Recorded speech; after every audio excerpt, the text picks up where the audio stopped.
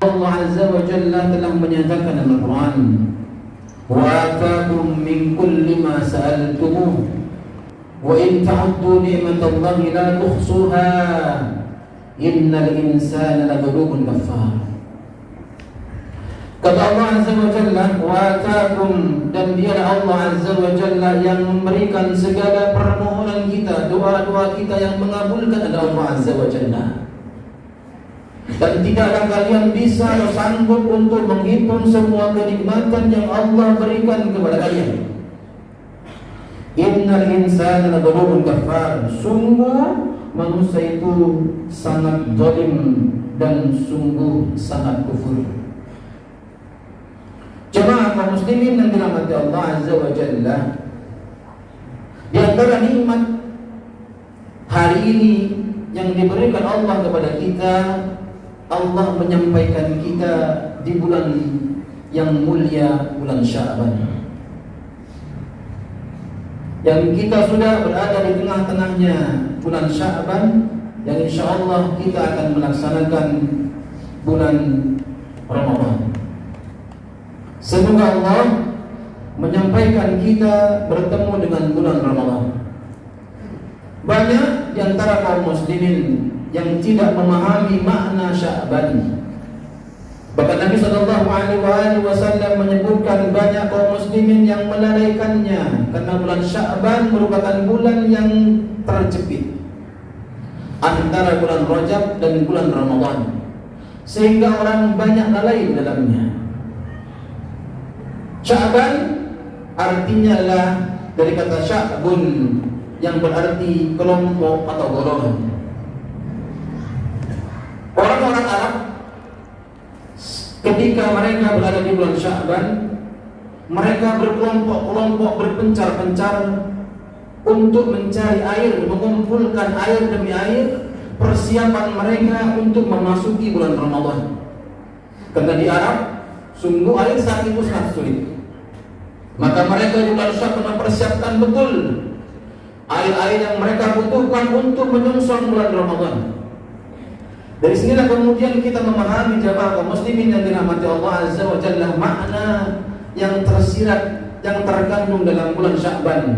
Hendaklah seorang muslim yang ingin mendapatkan keutamaan, ingin mendapatkan kemuliaan di bulan Ramadan, mempersiapkannya terutama di bulan Sya'ban yang tersisa ini.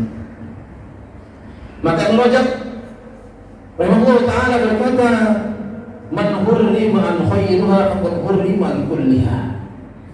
Barang siapa yang tidak punya persiapan untuk menuju bulan Ramadan, di bulan Rajab dan bulan Sya'ban terutama, maka mereka tidak akan bisa mendapatkan kebaikan sedikit pun di bulan-bulan yang lainnya. Dan bahkan beliau menyebutkan bahwasanya orang yang tidak punya persiapan menuju bulan Ramadan, ala kadarnya dia menyambut bulan Ramadan seperti kita biasa menyambut Ramadan, maka mereka tidak akan bisa beribadah dengan baik di bulan Ramadan. Jemaah kaum muslimin yang dirahmati Allah Subhanahu wa taala, janganlah pernah kita jumawa pada diri kita bahwa kita bisa beribadah dengan baik di bulan Ramadan. Bukankah banyak orang yang masuk bulan Ramadan mereka diberikan sakit oleh Allah Azza wa Jalla? Bukankah banyak di antara kaum muslimin yang masuk bulan Ramadan mereka tidak bisa beramal sedikit pun, bahkan melalaikan amalnya kepada Allah Azza wa Jalla?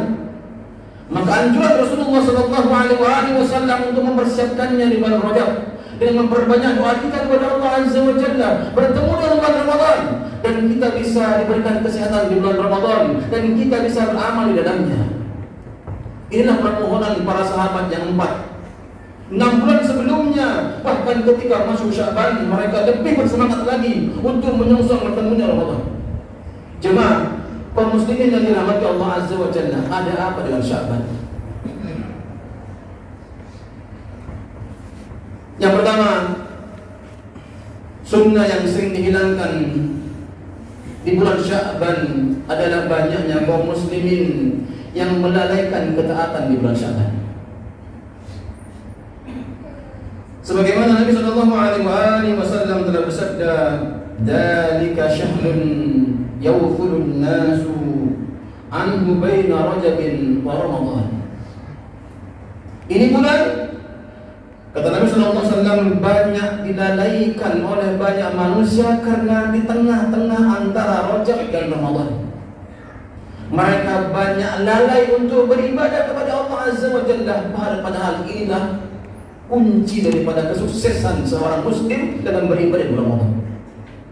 Kunci keberhasilan seorang muslim beribadah di bulan Ramadan adalah Sya'ban. Maka mereka mengatakan, barang siapa yang tidak bisa memanen, barang siapa yang tidak bisa menanam di bulan Rajab dan Sya'ban terutama, maka mereka tidak akan bisa memanen amal-amal ibadahnya di bulan Ramadan. Inilah jemaah kaum muslimin yang dirahmati Allah Azza wa Jalla. Hendaklah kita betul-betul memperhatikan bulan Sya'ban ini dengan memperbanyak amal-amal ibadah kita. Di antara amal-amal ibadah yang disyariatkan oleh Rasulullah SAW perbanyak adalah ibadah puasa. Puasa sunnah. Sebagaimana Rasulullah SAW bersabda, "Wa ma ra'aitu Rasulullah SAW istakmala siyam syahran illa Ramadan." Tidaklah aku melihat, kata Aisyah, Rasulullah SAW menyempurnakan puasanya kecuali Ramadan. Wa ma ra'aitu aktsara siyaman minhu fi Sya'ban. Dan aku tidak melihat Rasulullah SAW memperbanyak ibadah puasanya kecuali di bulan Sya'ban. Hadis sahih muttafaqun alaih. Hadis yang lainnya dari Imam Bukhari dan Muslim muttafaqun alaih, hadis sahih bahwasanya Rasulullah SAW sangat mencintai bulan Sya'ban. Rasulullah SAW sangat mencintai bulan Sya'ban, dan Rasulullah SAW berpuasa sebulan penuh di bulan Sya'ban sampai bertemu dengan bulan Ramadan. Sampai bertemu dengan bulan Ramadan. Jemaah kaum muslimin yang dirahmati Allah Azza wa Jalla, inilah bentuk-bentuk ketaatan kepada Allah Azza wa Jalla yang harus kita lakukan kalau kita menginginkan Ramadan terbaik datang kepada kita. Kalau kita menginginkan kesempurnaan bulan Ramadan datang kepada kita dan kita bisa beramal di dalamnya. Jemaah kaum muslimin, tidak ada keinginan yang terbesar dari bulan Ramadan kecuali Allah menerima seluruh amal ibadah kita sekecil apapun dan sebesar apapun.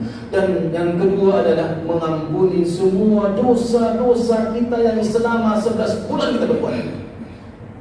Maka maksimalkan bulan Ramadan sebaik-baiknya, dan kita song-song dengan datangnya bulan Sya'ban, kita perteguh ketaatan kita kepada Allah Azza wa Jalla. Perbanyaklah ibadah puasa yang sunnah yang dianjurkan oleh Rasulullah SAW. Kemudian yang kedua, jemaah kaum muslimin yang dirahmati dimuliakan oleh Allah Azza wa Jalla, bahwa Sya'ban merupakan bulan diangkatnya seluruh amalan oleh Allah Azza wa Jalla, oleh Allah Azza wa Jalla, kepada Allah Azza wa Jalla. Bahwasanya Sya'ban merupakan amalan yang akan dilaporkan oleh para malaikat Allah Azza wa Jalla kepada Allah Azza wa Jalla. Di bulan Sya'ban lah semua laporan akan disampaikan kepada Allah Azza wa Jalla oleh para malaikat. Maka Nabi SAW telah mengatakan, "Dzalika syahrun yawfulun nasu anhu baina Rajabin wa Ramadan, wa huwa syahrun turfa'u fihi al-a'mal ila rabbil alamin, fa uhibbu an yurfa'a 'amali wa ana sha'imun." Kata Nabi SAW bahwasanya bulan Sya'ban merupakan bulan di mana amalan-amalan hamba diangkat oleh Allah Azza wa Jalla. Amalan hamba diangkat oleh Allah Azza wa Jalla di bulan Sya'ban, dan aku senang ketika diangkat amalku kondisiku sedang puasa, keadaanku sedang berpuasa. Jemaah kaum muslimin yang dirahmati Allah Azza wa Jalla, inilah yang kemudian harus kita tunjukkan apabila kita menginginkan. Inilah yang kesungguhan kita yang harus kita perhatikan agar kita betul-betul bisa mendapatkan keutamaan dari bulan Ramadan. Ikhwan fiddin, azanallahu wa iyyakum. Keutamaan yang ketiga dari Ramadan adalah Allah menyiapkan satu malam, dan itu ada di akhir Ramadan. tidak akan kita temukan kecuali bulan Ramadan. Dan kita lihat kaum muslimin ketika sampai di akhir Ramadan, bukan semakin mengencangkan ikat pinggangnya untuk beribadah. Seluruh masjid Indonesia ini, rata-rata seluruhnya mereka mengendurkan ibadahnya, bahkan mereka lebih sibuk dengan dunia ini. Rasulullah Sallallahu Alaihi Wasallam ketika masuk 10 terakhir mengencangkan ikat pinggangnya, meninggalkan keluarganya, dia beriktikaf di masjid untuk membuktikan ketaatan kita kepada Allah Azza wa Jalla, untuk menunjukkan bahwa kita adalah manusia yang banyak dengan dosa kepada Allah Azza wa Jalla. Maka Allah Azza wa Jalla membuka seluruh pintu maghfirahnya dari pertama sampai akhir Ramadan.